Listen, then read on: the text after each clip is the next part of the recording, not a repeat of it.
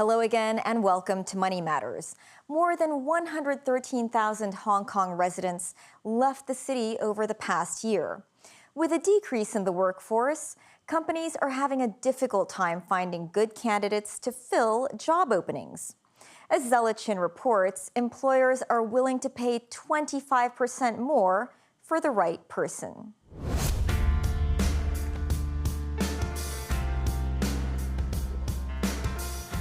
People looking for new jobs.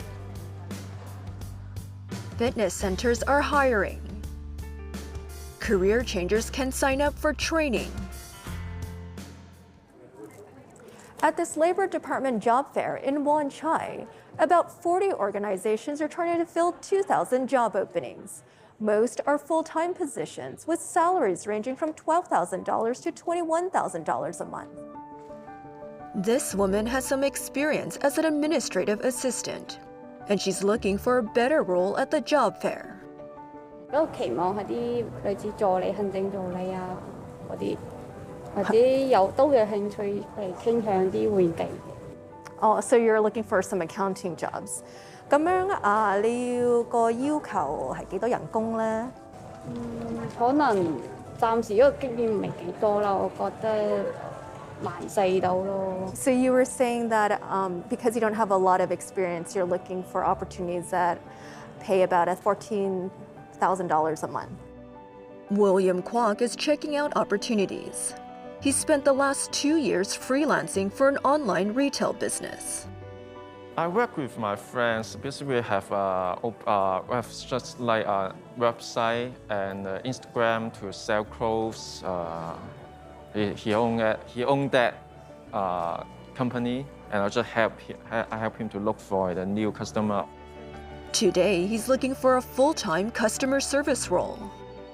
I studied in Japan for around 7 years, so my Japanese proficiency test, I get the N1. I want to use my language skill to help the customer to know more. William applied for work at this airport ground handling company.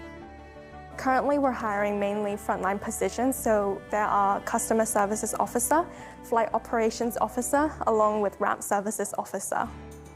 It serves over 40 airlines. I started with the passenger services department, and now I get to work with the human. The company needs to fill 100 positions.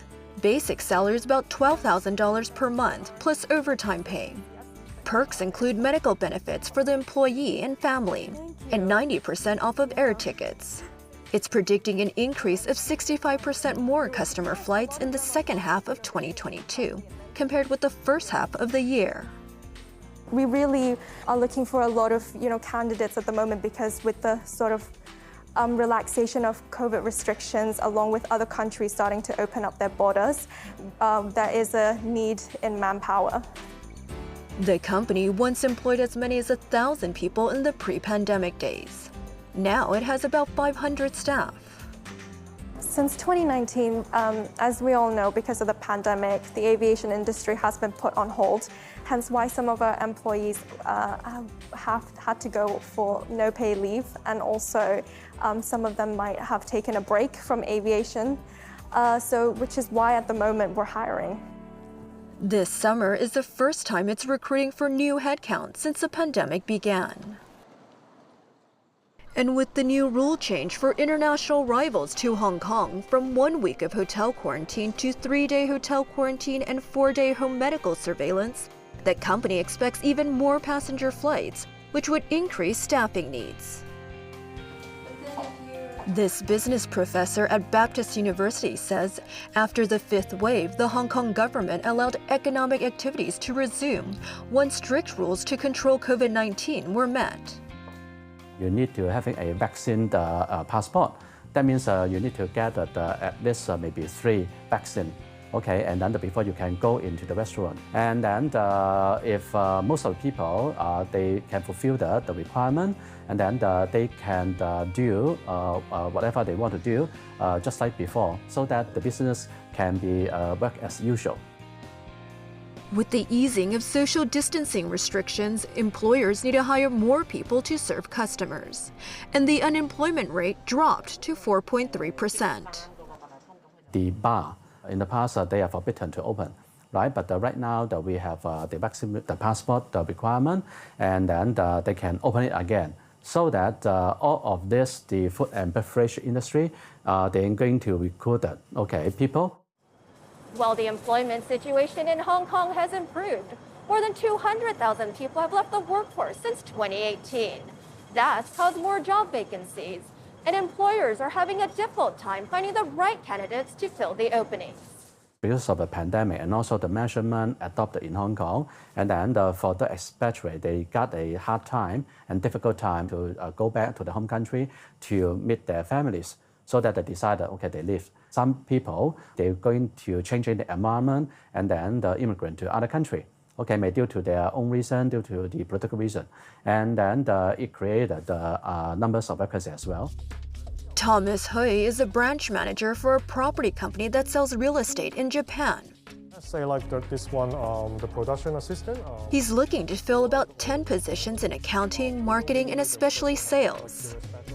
He says the depreciation of the yen in the last 2 months has been good for business. The investor, they focus on the Airbnb, motel, hotel, because all those assets have been cut price for their value. What it makes more attractive is a sharp depreciation of yen. So we got more deal as before, so we would like to hire more the salesperson to help us can complete more business. He spends 3 months training new sales agents. We will help the new joiner for making a deal. Let's say we will give them more about the legal terms and the Japanese tax procedure and the rental agreement. Thomas has had difficulty retaining new agents. They stay with the company for 3 months to up to 2 years. When they start to join on the company, they need to pick up like all the knowledge from the Japan's property. So let's say if within that 3 months, if they cannot complete their sales target, what they earn is only their basic salary, which is very small for them. As we all know, like salesperson, the commission is the biggest part of their salary. Recently, the realty company increased its basic salary for a salesperson by 20% from $10,000 a month. And that's not the only employer that's had to increase salaries. Men do these programs. Nick Marsh runs an executive search firm in Causeway Bay. He recruits executives for companies in financial services, professional services, consumer goods, and technology sectors across the Asia-Pacific region. He says employers are paying 30% more in salary plus other incentives to attract good candidates from overseas. They're paying for quarantine hoteling. Some are paying for the ability for individuals to be based overseas for a short period of time, and some are paying for flights. But then on top of that, you've got companies now having to pay far greater salaries, stronger bonuses. So we're seeing quite a lot of movement for the HR community being very flexible, innovative, creative about trying to retain and attract talent in Hong Kong. He says that's because the SAR is no longer seen as an attractive place to work. Quarantine is something that people will not tolerate. And if you look at countries around the world, there is no quarantine. It's just very difficult to do an international job from Hong Kong. If you can't travel in and out and so on without quarantine-free travel. Schools in the last 2 years, and certainly in the last 12 months, have operated on a face mask on model, and secondly on a resumption for homeschooling or even half-day schooling. And for a lot of parents, that's not acceptable. And some companies are allowing candidates the option to work from Singapore instead of Hong Kong. So Hong Kong are losing jobs. They're losing important jobs to Singapore. Singapore is fully open for vaccinated travelers with zero quarantine, and therefore you can do your job fully. Nick fears Hong Kong is at risk of losing its international hub status permanently. Hong Kong's lost 250,000 people, and it's also losing headquarters of international companies out of Hong Kong, whether visibly or invisibly. there's leakage, and that leakage is to Singapore. Or it might be to London or to Sydney. Inside 12 months, if Hong Kong does not return to quarantine-free travel, as the primary stumbling block, then Hong Kong will enter an irreversible decline. In terms of its ability to be seen as a regional headquarters.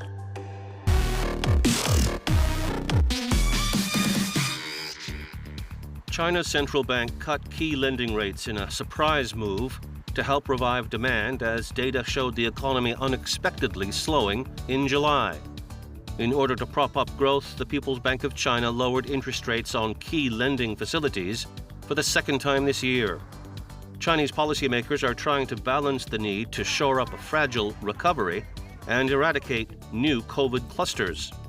As a result, the economy is expected to miss its official growth target of 5.5% this year. A grim set of figures indicate the world's second largest economy is struggling to shake off the June quarter's hit to growth from strict COVID restrictions, prompting some economists to downgrade their GDP projections. Industrial output grew 3.8% in July from a year earlier, below a 4.6% increase expected by analysts. Retail sales, which only just returned to growth in June, rose 2.7% from a year ago, missing forecasts for 5% growth. Property investment tumbled 12.3% in July, the fastest rate this year, while the drop in new sales deepened to 28.9%. Fixed asset investment, which Beijing hopes will compensate for slower GDP in the second half, grew 5.7% in the first 7 months of the year from the same period a year earlier, versus a forecast of 6.2%. When we return, why rents dropped in the first half of 2022. Stay with us.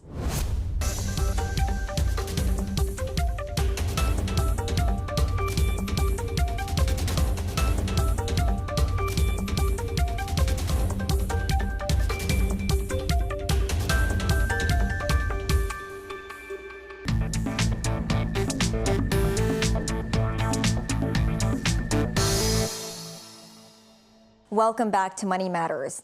Rents in the first half dropped after the city was hit by the fifth wave of COVID and an exodus of people from the city. Landlords in the luxury segment are offering discounts to attract tenants. This week, Alice Khan hunts for a bargain apartment in a high-end area of Pokfulam.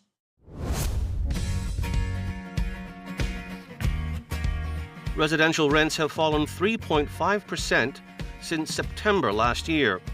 Rents in the luxury sector are usually supported by wealthy tenants and expats, but an exodus of expats has depressed rents in this segment.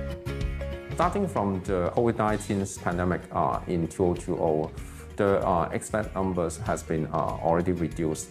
Some of the expats, they have already moved back to their hometown or to other countries, just like Singapore. We explored a luxury area of Pokfulam to find if there are any bargains to be had. Residential properties here range from prestigious townhouses to roomy, older-style apartments. We explored this 48-year-old, 20-story hillside residence. Many of its 40 flats have a sea view. We visited this 971-square-foot flat with a 736-square-foot rooftop. The owner's going back to the UK and listed the flat for $55,000 a month. He's already lowered the rent to $52,000 to lure a tenant quickly. The owner renovated the flat to be his dream home. Well, Calvin, I saw quite a lot of red and black in this flat. What is your design theme? Yes, it's a Chinese design theme. Ever since I was a young boy, I've been fascinated by China. And when I came to Hong Kong, then I started collecting. And when I had my chance to design my own flat, and then red wall and the furniture. The total size of the living room and dining area is 360 square feet. It seems bigger than I expect. That's right, yes. Well, the curtain wall on this, it's an old building, it's not very thick. So it gives you more space and then more window area as well. Opens it up. And is it original layout? No, it wasn't, no. This area here would have originally been the third bedroom. So there would have been a wall here, which would have blocked a lot of the light out. So we took the wall away, put in the full-length window to maximise the view. What's the size of this living area? This area is around 200 square feet. Then how many people can fit here? That's a sofa for 4 and 5. Yeah, 5 or 6. Yeah. Can we fit more furniture here? I used to have another chair here, so but I just recently got rid of that one. But you could have more chairs, and my original design was 2 sofas here. I'd have one sofa along this area to sit and look at the view, and then another sofa here. Kevin knocked out the wall and put in large windows to allow more light into the flat. Yeah, I wanted to keep the walls as clear as possible, just to make it feel larger, more open, rather than storage like that. So any storage would be in my cabinets, and that's it. It has an open sea view looking out toward the Tsingma Bridge. So we have the sunset over there behind Lantau Island, and then in the morning we have the sunrise behind these mountains. So we get the both. Then Kevin showed us the 160 square foot dining area. Is it a Chinese herb cabinet? That's correct, yes. I saw that and I had to buy it. I like the colour and the style. And it's useful. It's obviously not used for herbs, just... Kevin has decorated his flat with souvenirs from overseas. Next, we checked out the master bedroom and ensuite, which is 130 square feet. This is just a standard double bed, but you could get a queen size. There's enough width for a queen size and length, because we've got room for a chair and there's still plenty of room to walk. The ensuite bathroom is 70 square feet and very practical.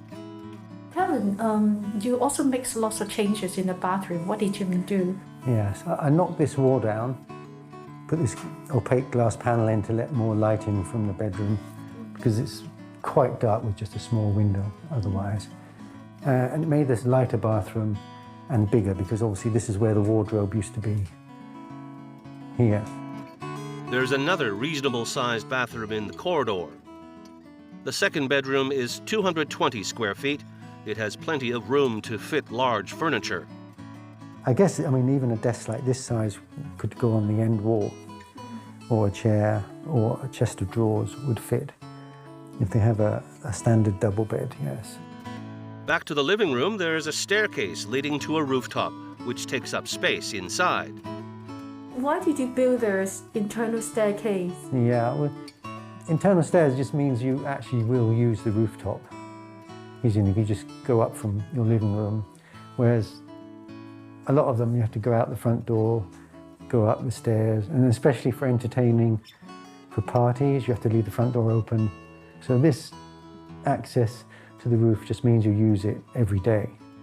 And you can go up and you're on the roof, and it's secure.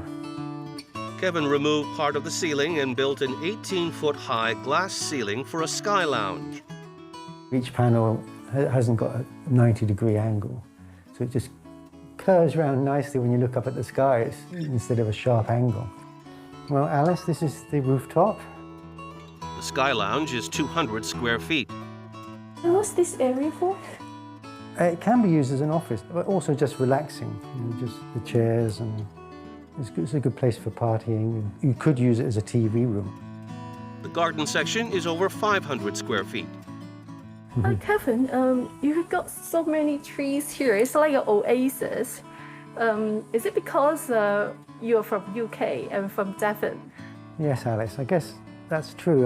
I grew up in the countryside, so I like having greenery around me. And in Hong Kong, it's nice to come home and relax, and having all this greenery around just makes you relax. And the garden is split into 2 areas.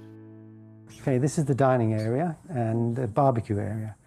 So over here, you can put a barbecue on the worktop, and there's storage underneath for charcoal and whatever you want, and a washing up area.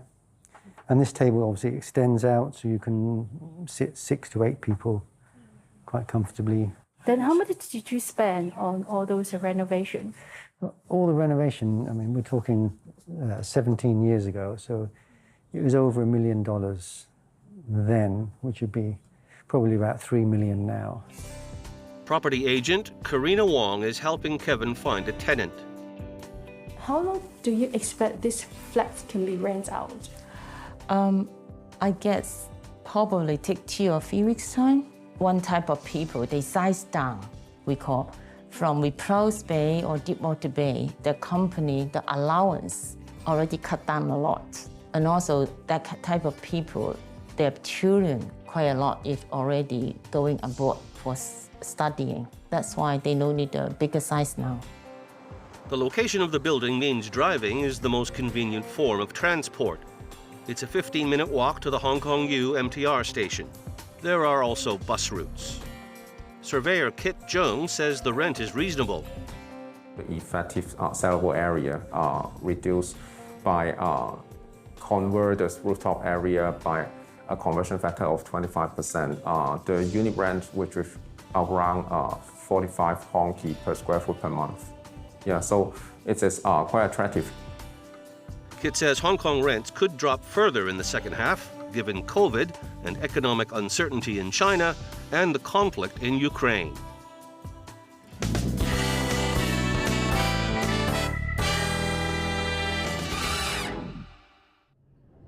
Job hunting for new graduates in China is more difficult than ever. Armed with a new master's degree, Liu Qian says 2 employers interviewed her and then said the positions had been eliminated. Others asked her to take lower pay. She is one of 11 million new graduates desperate for work in a bleak job market as COVID-19 controls force factories, restaurants, and other employers to close. Before I graduated, I talked about my dream and planned my future. From the moment I stepped into society and started looking for a job, I felt as if my future was smashed by a machine, and I don't know if I can piece it together. Liu says some employers balked when she asked for a monthly salary of 8,000 yuan. That is lower than the average graduate salary last year of 9,800 yuan per month. Workforce websites say there were almost 2 graduates competing for every job opening in the 3 months ending in June, up from 1.4 the previous quarter. Repeated lockdowns that shut down factories and offices for weeks have disrupted the traditional labor market. 现在的市场呢是一个不确定性比较强的这样的。 The job market is filled with uncertainties. It's devastating for middle and small-sized companies with poor risk tolerance. 是非常致命的。所以呢，我们看到在这个3、4月份。 We saw in March and April, many middle and small-sized companies cut their sizes. 缩减规模的这样的一种状态，就是他预料到说这个未来的不确定性很强，那么他可能 They anticipated the uncertainty, so they probably sold the assets due to a life-saving mindset, which slashed their hiring needs. 这个招聘需求就大幅度的缩减。 Zhang says graduates should be prepared to adapt to the tighter labor market. Liu eventually found a job with a publishing house 2 months after her graduation.